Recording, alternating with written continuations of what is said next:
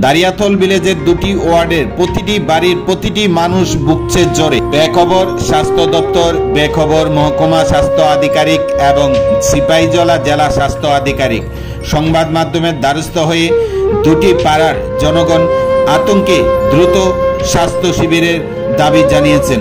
এখন দেখার বিষয় সংবাদ পরিবেশিত হওয়ার পর উক্ত এলাকায় স্বাস্থ্য দপ্তর কি ভূমিকা গ্রহণ করেন সেদিকে তাকিয়েছেন এলাকাবাসী। কতদিন ধরে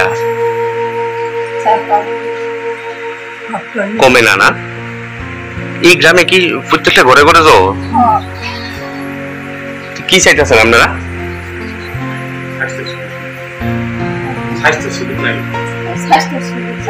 যাতে হয় গ্রামে। এই জায়গাটার নাম কি? দারিয়াতল। মানে আমরা ঘরে ঘরে আমরা পাড়াতে সবাই আসাও মানে হেল্প সেন্টারে জানাইছি, কেউ আইসে না।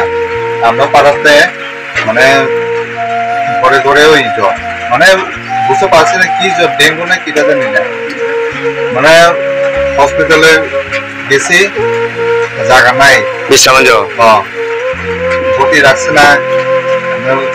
প্রাইভেটে ডাক্তারকে দেখে দেখে সাইড দিতেছে, ওষুধ দিয়েছে। মনে বাড়ি ঘরে ঘরে সবই তো জ্বর, বাড়িতে আবার জ্বর উঠতে থাকা না, বাড়িতে যায়